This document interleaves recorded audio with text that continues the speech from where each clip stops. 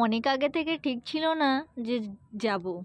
তবে হঠাৎ করেই দিদি রবিবার দিন ফোন করলো আর বলল, তুই তো অনেক দিন আসিস না, আয় না আমাদের বাড়িতে। তো যেই ভাবা সেই কাজ, তাড়াতাড়ি করে আমরা রেডি হয়ে গিয়ে চলে এসেছিলাম দিদির কাছে। আর ওই দিন তো রবিবার দিন ছিল, ও বললো তোদের তো ছুটিও রয়েছে। তো আমার একটা বোনও ওখানে এসেছিল, দেখো রিয়েকশনটা শুধু দেখো একবার। আর জিয়াও তো দেখে ভীষণ খুশি।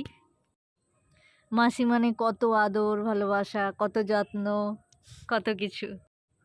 আর আমরা তাড়াহুড়ো করে বেরিয়ে গেছিলাম, যার জন্যে খাওয়াও হয়েছিল না। ওখানে গিয়ে আমরা আবার মুড়িও খেয়ে নিলাম। আর তারপর রান্নাঘরে গিয়ে দেখি যে কি আয়োজন করেছে। বাবা তো এলাই আয়োজন করেছে, কিছুই বাদ দেয়নি, সব কিছু।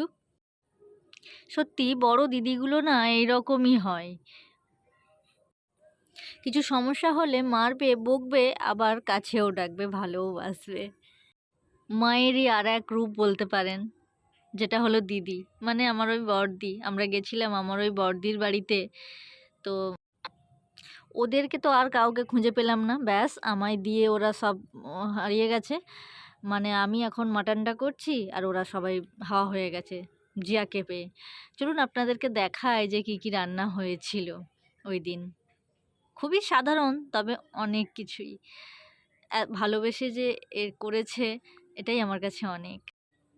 কি বলুন তো, এগুলো শুধু খাবার না, এর সঙ্গে জড়িয়ে আছে অনেক ভালোবাসা, যত্ন ও আনন্দ। সবাই মিলে আনন্দ করে খাওয়ার মজাই আলাদা। টাটা সবাইকে।